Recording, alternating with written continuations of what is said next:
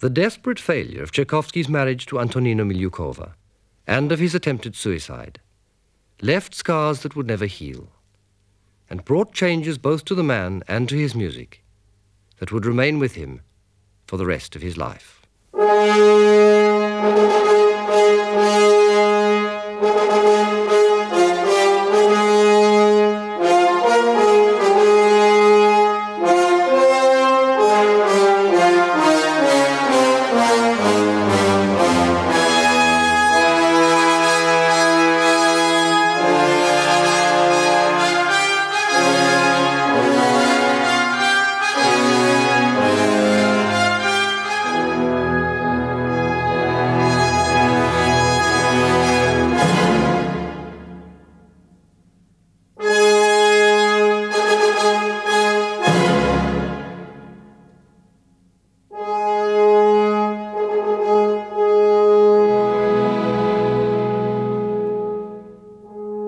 Tchaikovsky's marriage had been a hopeless attempt to provide an escape of some kind from the social consequences of his homosexuality. It reflected also his very real need of a close relationship with a woman to fill the void left by the loss of his mother. He felt doomed to eternal loneliness.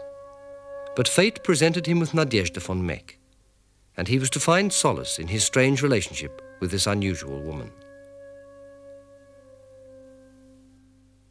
Nadezhda von Meck was the widow of a railway developer who had died when she was 44, leaving her an extremely wealthy woman. She was clever and capable, played the piano with talent, and had admired Tchaikovsky's music for some time. Her first contact with the composer came in the form of a generous commission to write some pieces for her to play with Tchaikovsky's young friend, the violinist Joseph Kotek. But following the collapse of Tchaikovsky's marriage, and in some degree because of it, the relationship steadily took on an increasing significance and was to play a major part in Tchaikovsky's further development.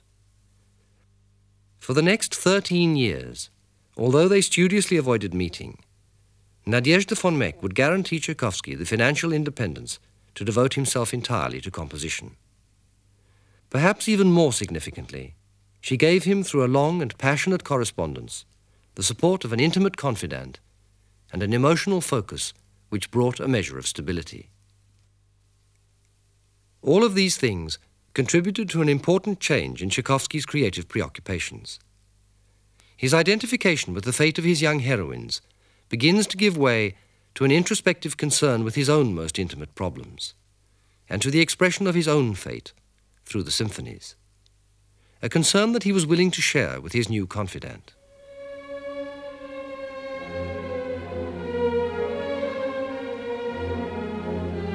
I am now absorbed in a symphony which I began to compose as far back as last winter, and which I very much want to dedicate to you, because I think you will find in it echoes of your own innermost thoughts and feelings. But if having your name on the title page is disagreeable to you, then we can manage without it. Let you and I alone know to whom this symphony is dedicated. Von Meck replied immediately. Permit me to ask you one question. Do you consider me your friend? Since you have never once called me by that name, I do not know whether you acknowledge me as such. If in answer to my question you can say yes, then it would be extremely agreeable to me if you would set down on your symphony that you dedicate it to your friend, mentioning no name.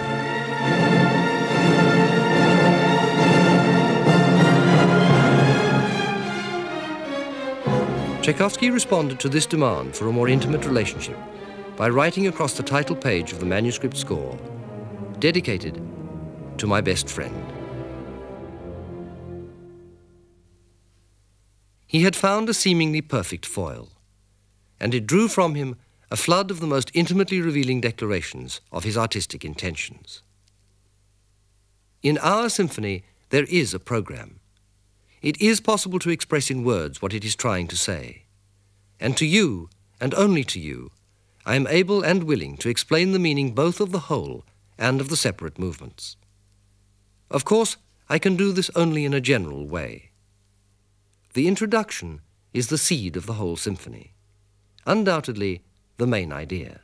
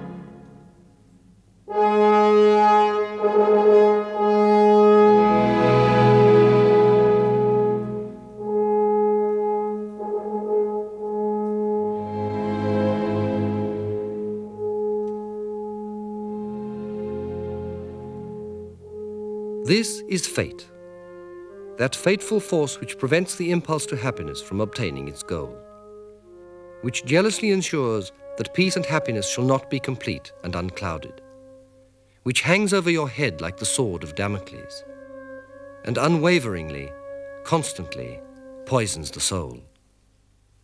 It is invincible. You will never overcome it. You can only reconcile yourself to it and languish fruitlessly.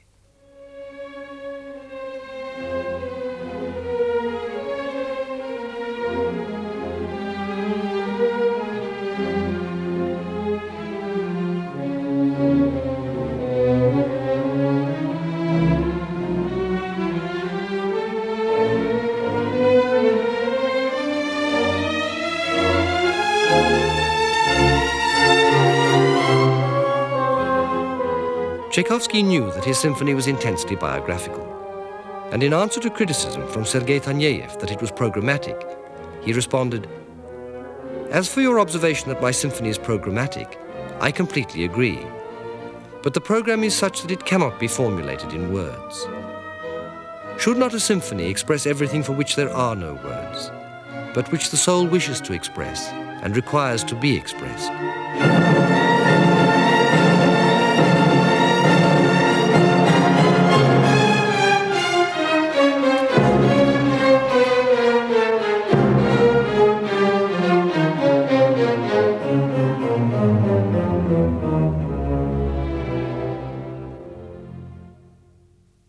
There is a striking contrast between Tchaikovsky's words to Taneyev and what he had already written to Nadezhda von Meck. He had picked up the emotional challenge in her invitation to call her his friend and matched it with an extravagant gesture of his own. This atmosphere of secrecy with a highly charged emotional undercurrent was to pervade the whole of their relationship. Although they never spoke and came face to face only once for just a moment and by accident, each was acutely conscious of the need for the other and expressed the need repeatedly in an increasingly intense correspondence, usually with von Meck setting the pace. Perhaps I am not a person who is intimate with you, but you know how I love you, how I wish you all the best of everything. In my view, it is not blood and physical ties that give the right to this, but feelings and moral relationships between people. You know how many happy moments you afford me, how deeply grateful I am for them, and how necessary you are to me. Consequently, I am doing nothing for you, but everything for myself.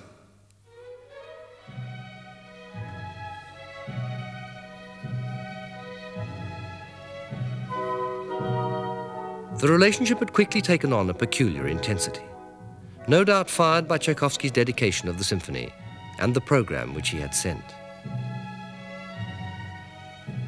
The cheerless and hopeless feeling grows yet stronger and more burning. Is it not better to turn away from reality and submerge yourself in daydreams? Oh, rejoice! There appears at the very least a sweet and gentle daydream. Some blissful, radiant human image hurries by and beckons you away.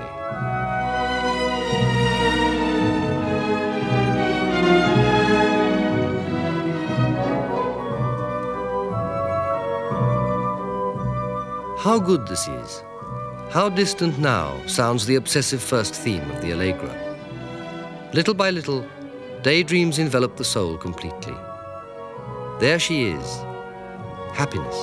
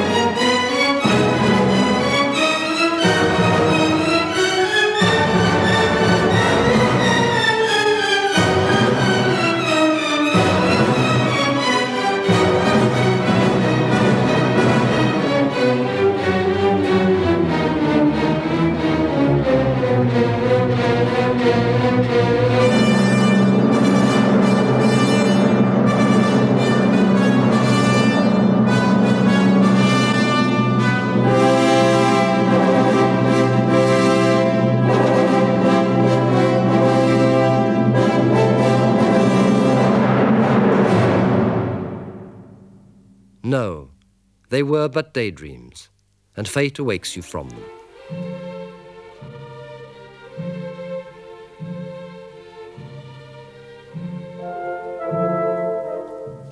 And so all of life is an unbroken alternation of hard reality with swiftly passing dreams and visions of happiness. No haven exists. Drift upon that sea until it engulfs and submerges you in its depths.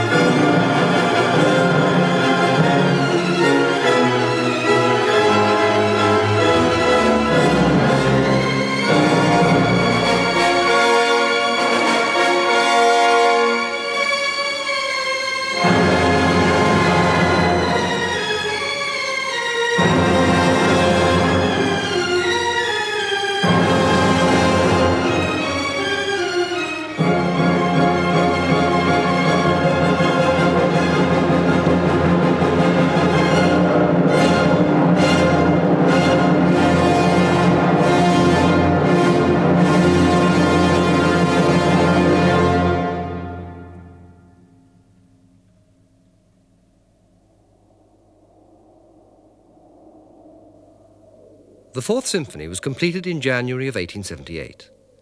Tchaikovsky had sought to express more of himself than he had ever dared before, and he had succeeded. But in addition, the process had forced him to broaden both the style and the content of what he was trying to say. The program which he had sent to Nadezhda von Meck was written after the event, and although it is a true piece of emotional biography, on rereading it, Tchaikovsky took fright and added a postscript to his letter, which is in some ways even more revealing. Just now, as I was about to place this letter in its envelope, I reread it and was horrified by the vagueness and inadequacy of the program which I am sending you. For the first time in my life, I have had to put into words and phrases musical thoughts and musical images. I have not succeeded in saying this as I ought. I was seriously depressed last winter when I was composing the symphony, and it serves as a true echo of what I was going through at the time. But it is merely an echo. How could it be translated into any clearly defined verbal form? I am certainly not able to do so. Also, I have already forgotten much. There have remained only general recollections of the strength and horror of the feelings which I experienced at the time.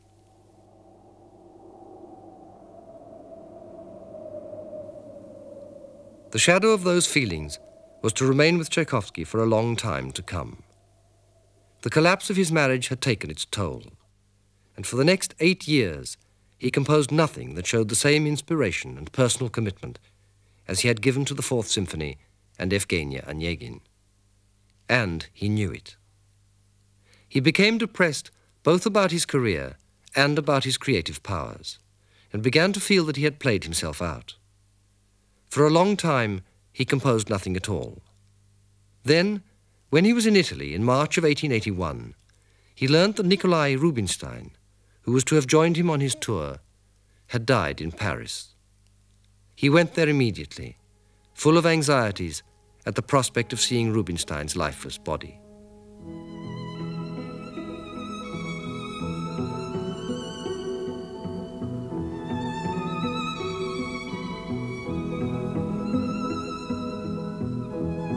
Nikolai had always been the kinder of the two brothers, and Tchaikovsky had developed a great affection for him. He was touched by the loss, and it brought back something of the lost commitment.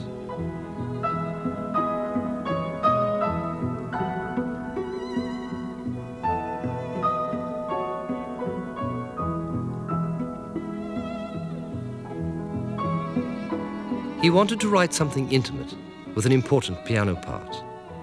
And so when he returned to Italy, he began work on the piano trio, Opus 50, including a set of variations based on episodes in Rubinstein's life. He completed it in January of 1882 and dedicated it to the memory of a great artist.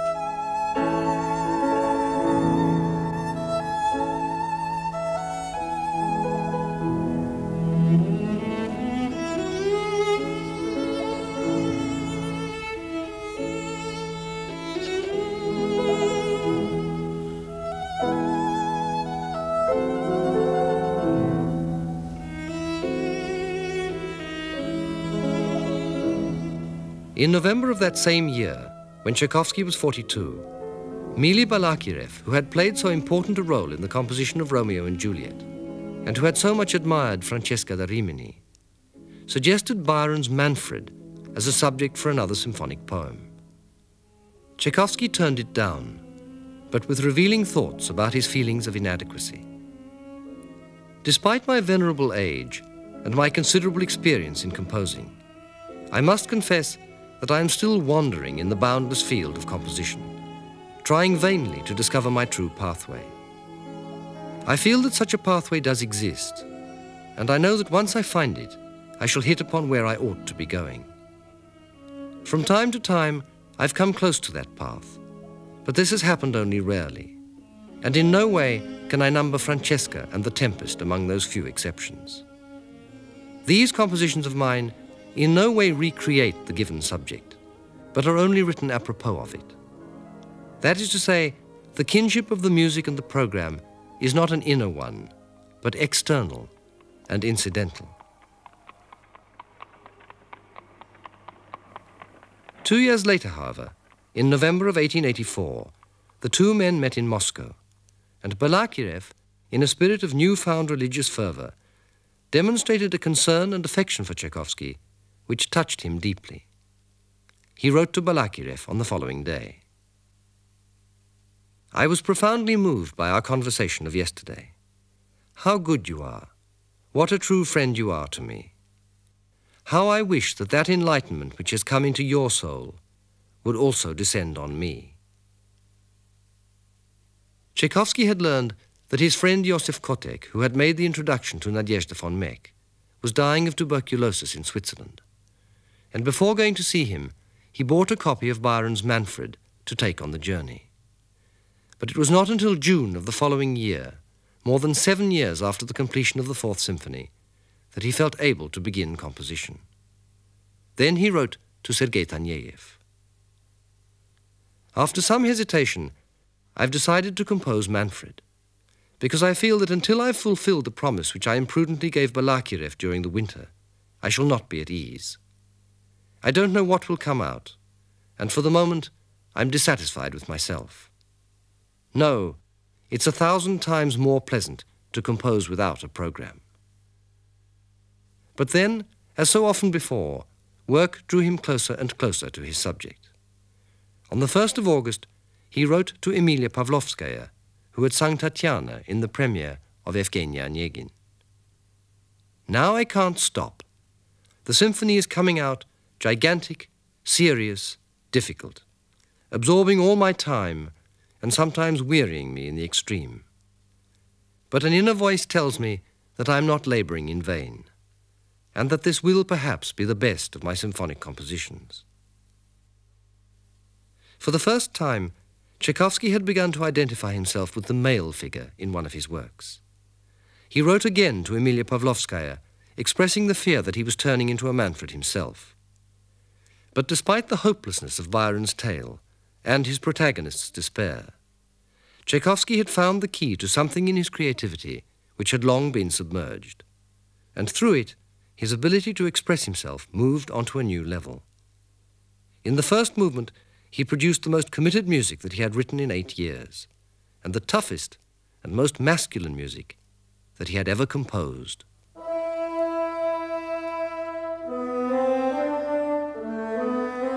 He had set the scene in a revealing preface to the manuscript score. Manfred wanders in the Alps, tormented by hopeless longings and recollections of his guilty past. He suffers deep spiritual anguish and is torn by fatal questions of existence. Neither the sciences of the occult, nor the powers of darkness, nor anything in the world can afford him the forgetfulness which he seeks in vain. Memories of his ruined Astarte, whom once he had passionately loved, gnaw and eat at his heart. Nothing can remove the curse which weighs on his soul. There is no end to Manfred's boundless despair.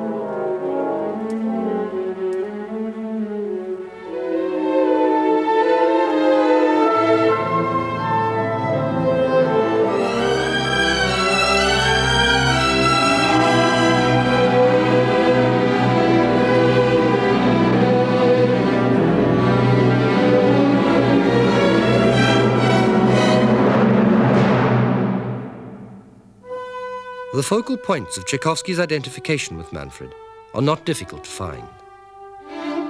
Solitude, gloom, and despair had all been constant companions since his childhood, as had the longing for forgetfulness and the idea of inescapable fate. But now, more particularly, Byron's hero is haunted by the guilt of unnatural love, the idea of incest, which had haunted Byron himself. In addition, there is once again the theme of the wronged woman. But this time she does not appear in person.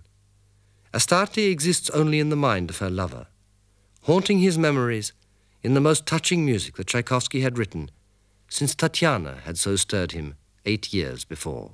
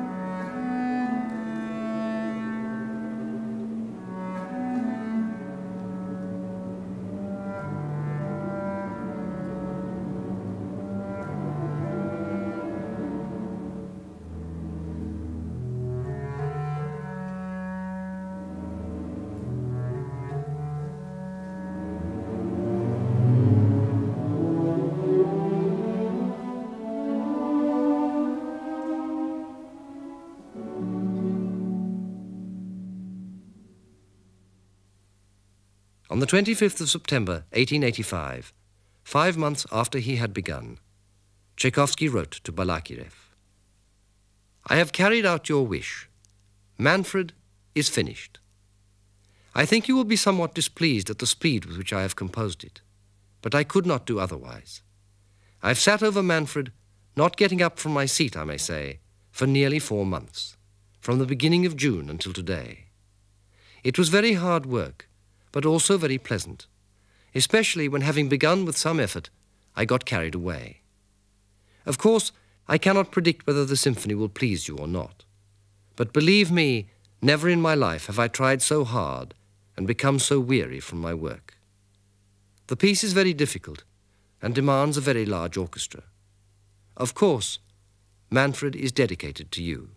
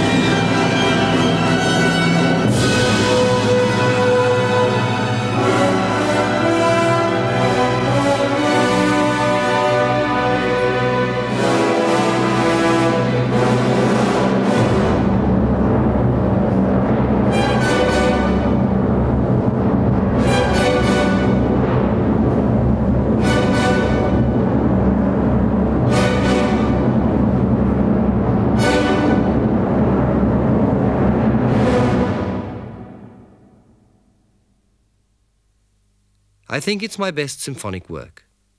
But because of its difficulty, its impracticability and its complexity, it is doomed to failure and to be ignored. And so, with those despairing words, Tchaikovsky offered the score of Manfred to his publisher for no fee. Despite the references to the speed of composition in his letter to Balakirev, Tchaikovsky was conscious that he no longer worked at the same pace as before, and began again to express anxieties about being played out. More significantly, each of his major steps forward was now a hard-won battle in self-discovery that cost him dear and left him emotionally tired and full of doubt. He was at last beginning to enjoy public success, but because of the very nature of his personal quest, even this did little for his confidence in his own work.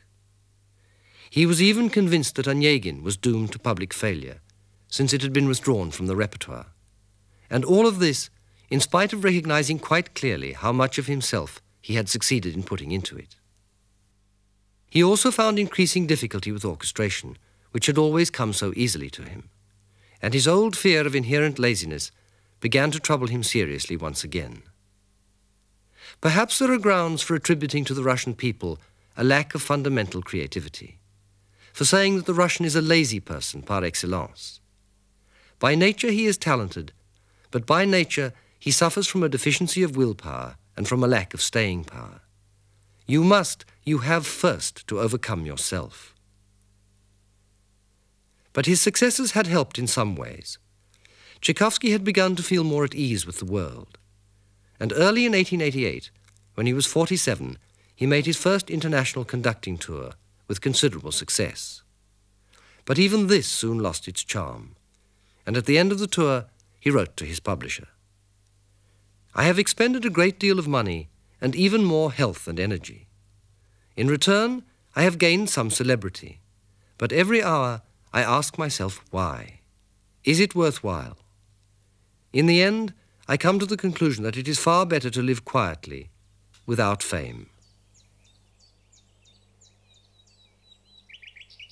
In April, he moved to a new country house at Frolovskoye, just outside Klin. And in May, he wrote to Nadezhda. It is indeed so beautiful that when I go out for a half-hour walk in the morning, I feel compelled to extend it to 2 hours. I have not yet begun work. To speak frankly, I feel as yet no impulse for creative work. Have I written myself out? No ideas, no inclinations. After 2 months of inactivity, he wrote to Nadezhda von Meck. "I am dreadfully anxious to prove, not only to others but also to myself, that I am not yet played out as a composer. Have I already told you that I intend to write a symphony? The beginning was difficult. Now, however, inspiration seems to have come. We shall see."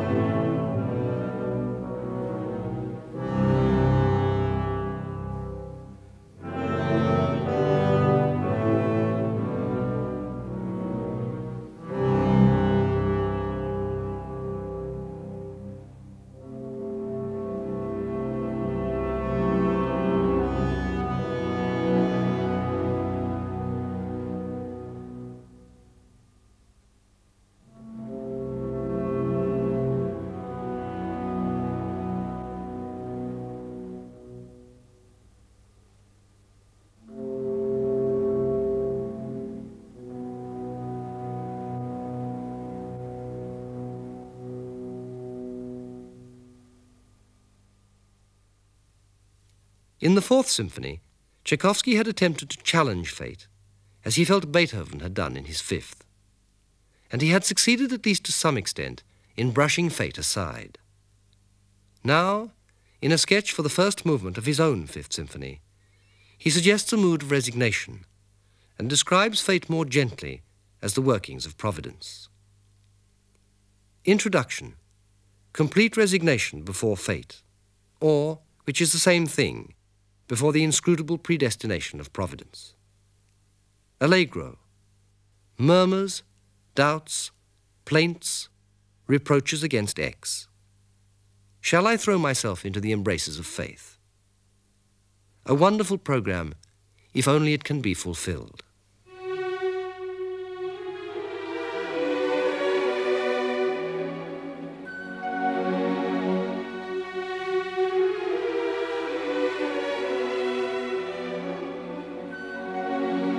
Tchaikovsky's notes are no more than a preliminary sketch, but they do describe his mood.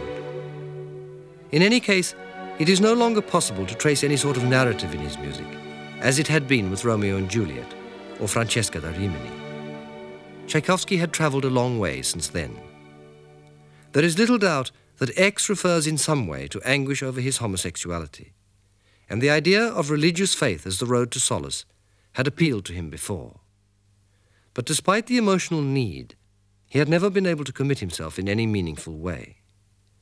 Now, however, he does imply some confidence in ultimate clemency.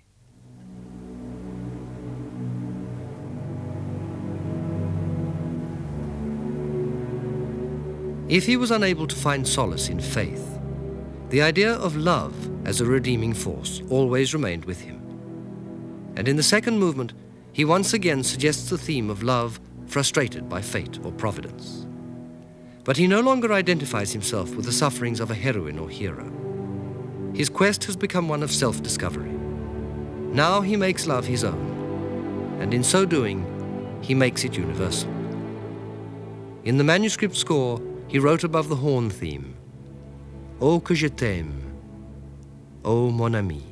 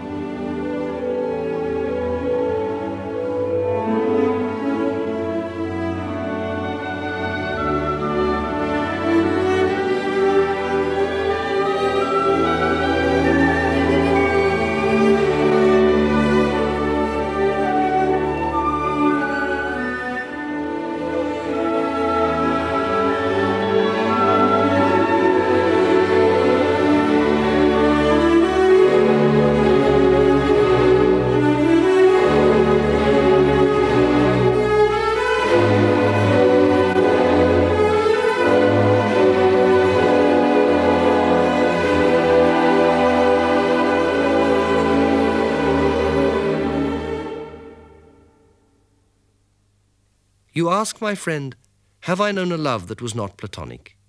Yes and no.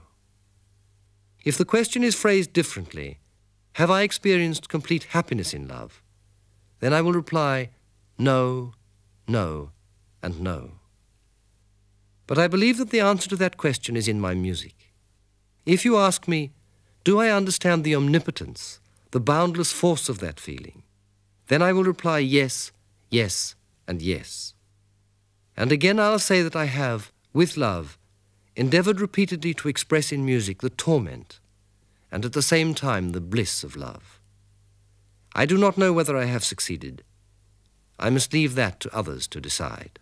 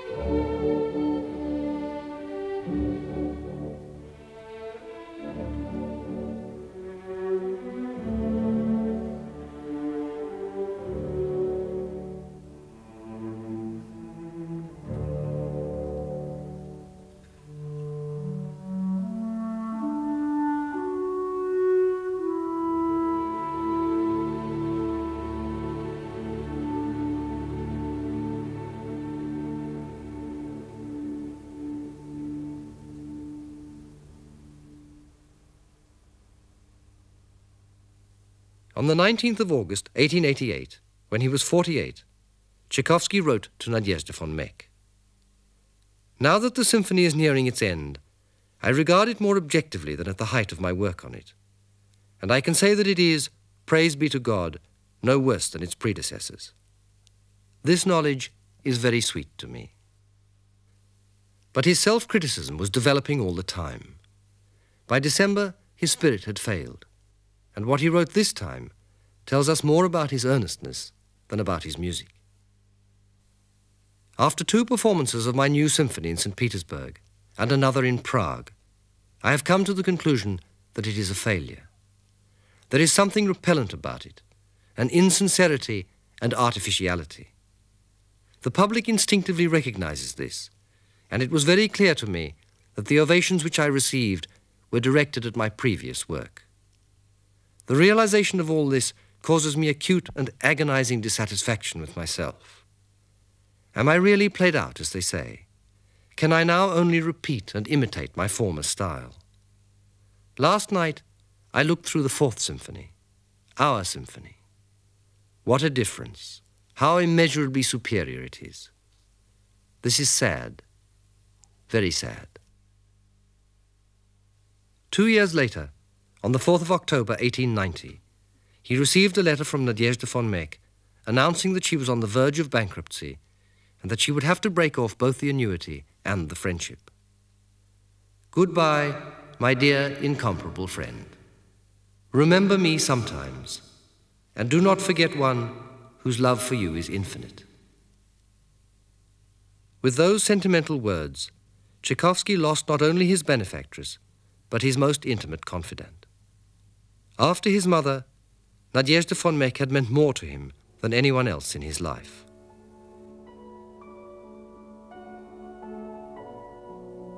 She had fulfilled an essential need created by the loss of his mother, shared his innermost thoughts and the progress of his music through the years of his greatest development.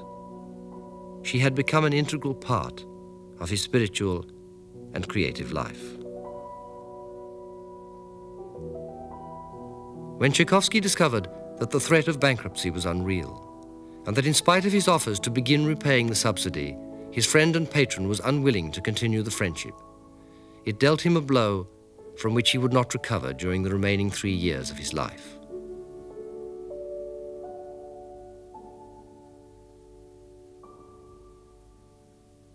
From very early on, Tchaikovsky had felt that the relationship had transcended its material dimensions, as indeed it had done.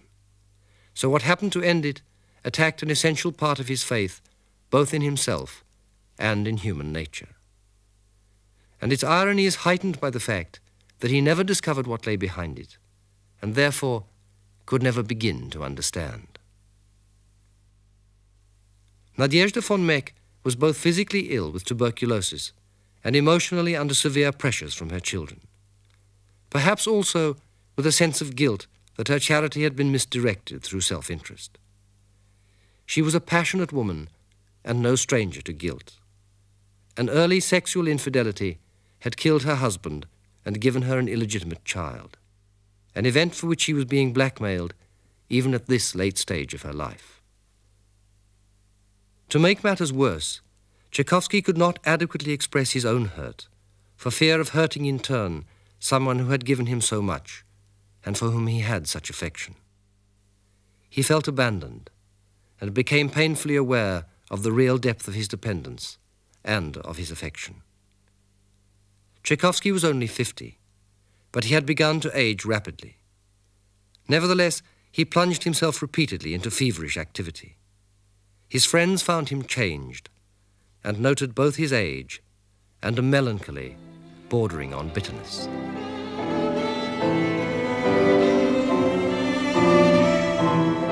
He was saddened also by the deaths of many of his friends, including those of Nikolai Rubinstein, Josef Kotek, and his sister Alexandra.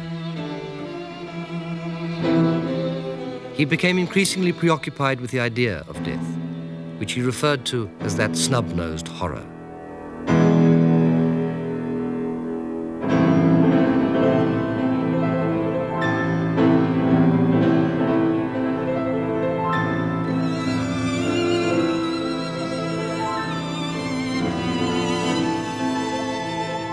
Even success brought little solace. He had become, after Tolstoy, the most respected Russian artist of his age, with a degree of success given to few composers in their lifetime. But he felt that it was for past achievements, and since his artistic quest meant so much to him, that was not enough. His concern was always to move forward, and therefore for the success of his latest work. In this, he was generally disappointed with his best music all through his life, precisely because he had succeeded in breaking new ground, and felt that neither he nor the public knew how to judge it. He remained acutely self-critical. If I become convinced that I can only serve reheated dishes at my musical banquet, then I shall certainly give up composing. A hoary old man should either go forward. Verdi, for instance, goes on developing at 80, or else remain on the heights that he has already reached. Not for anything in the world do I want to go on dirtying paper when everything else has long since failed.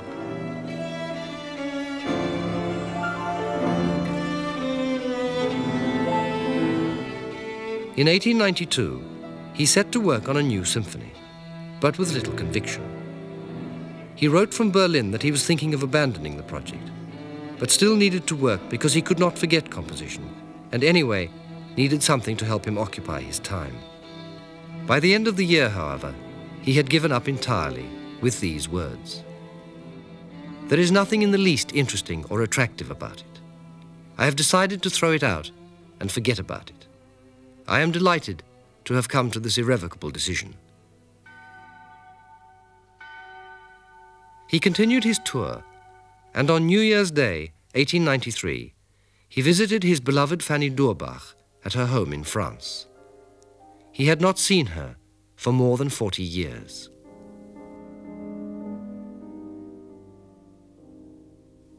I knew her at once, and although she is now 70, she is little changed. I was very much afraid that there would be tears and a scene, but nothing of the sort took place.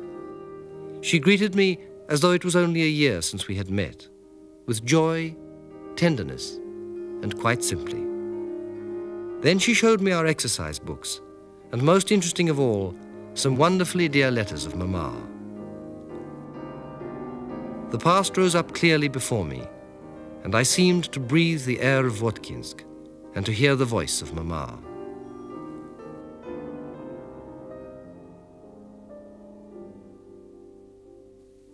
He continued his tour with mounting success, but wrote to Modeste: "What I need is to believe in myself again.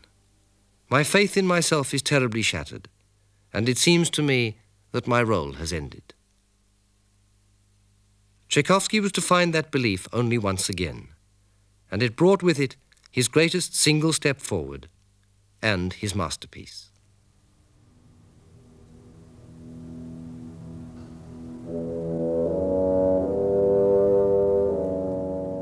O Lord, I thank Thee.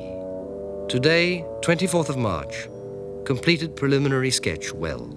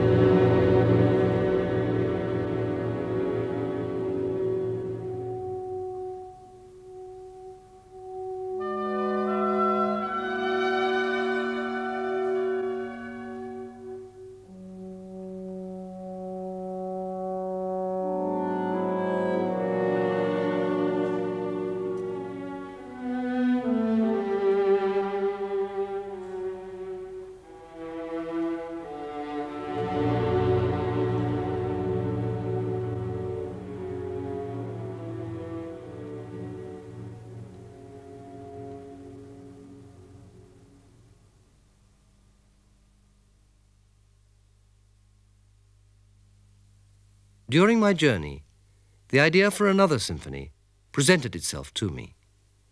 This time with a program, but of a kind that will remain an enigma to all.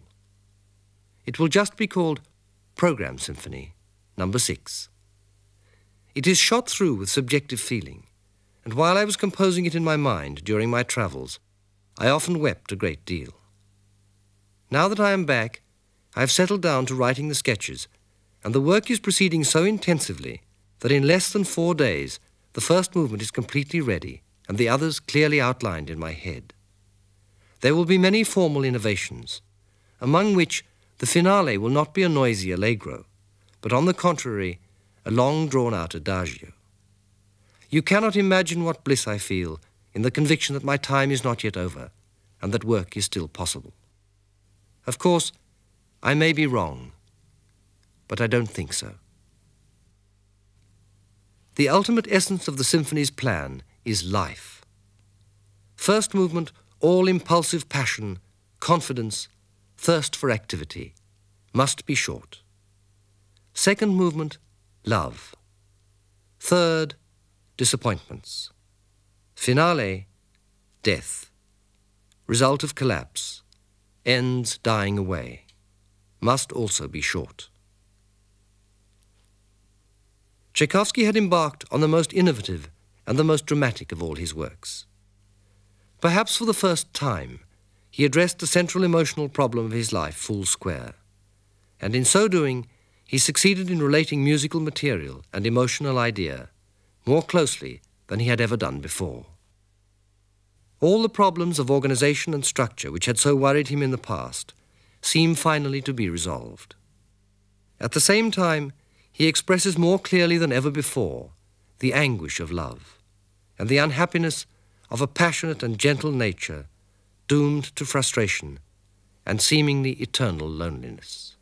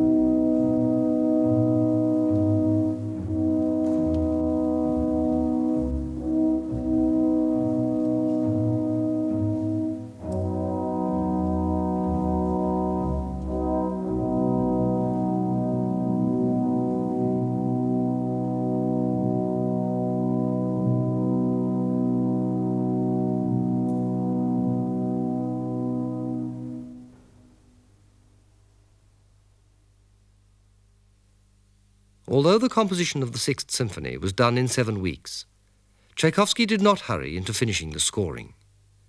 He had had increasing difficulty with orchestration, and so he now allowed his ideas to ripen in his mind before committing them to paper. He knew also that he was writing his greatest work, and was quite conscious of the fact that in some way he had been confronting death. He was elated with his progress, but the underlying turmoil remained. He suffered from physical pains and mental torments which he could not put into words, but which he felt he was expressing in his symphony. In this mood, he received a set of poems from a young student named Daniil Rathaus, and he promptly composed the 6 songs, opus 73. The last of them, and Tchaikovsky's last song, might well have been written for him.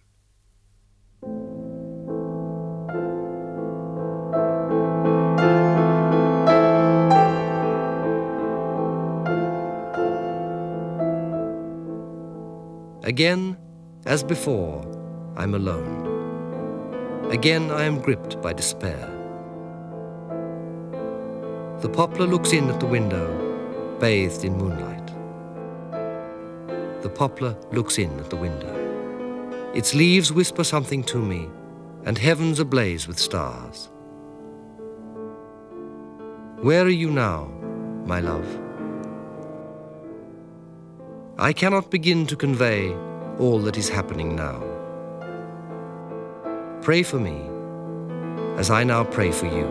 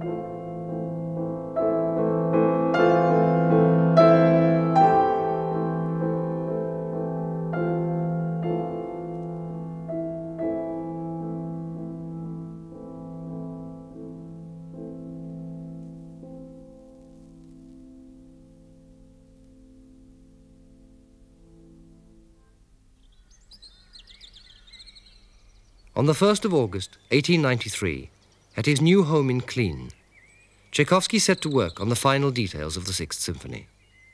But 2 days later, he wrote to Nadezhda. The further I get with the instrumentation, the more difficulty it causes me. 20 years ago, I rushed along with full speed without giving it a thought, and it turned out well. Now I have become timid and unsure of myself.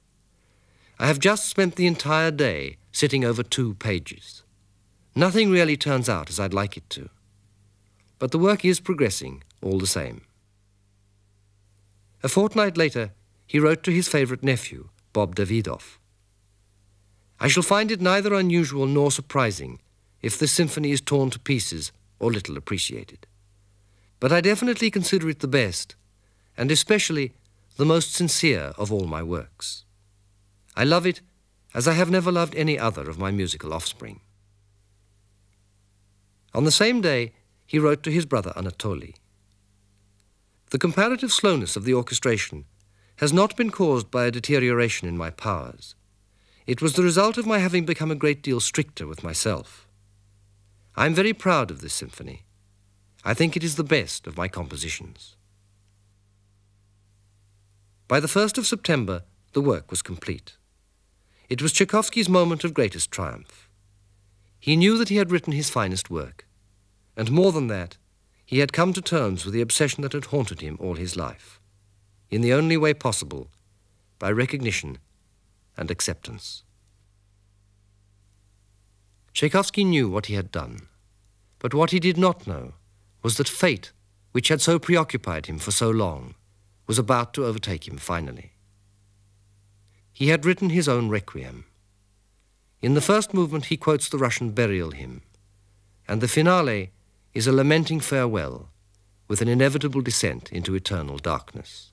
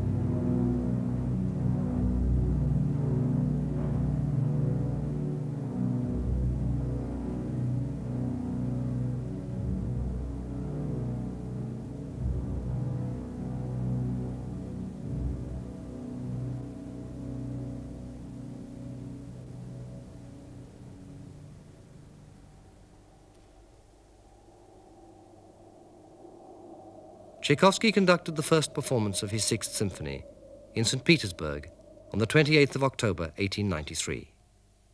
It was not liked, but for the first time, that did not trouble him.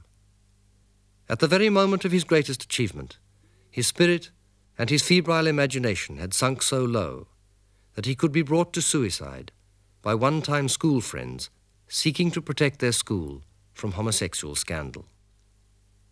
Within a week of the premiere, Tchaikovsky was summoned to a court of honor, convened by important men of the state, who had once been his friends at the School of Jurisprudence.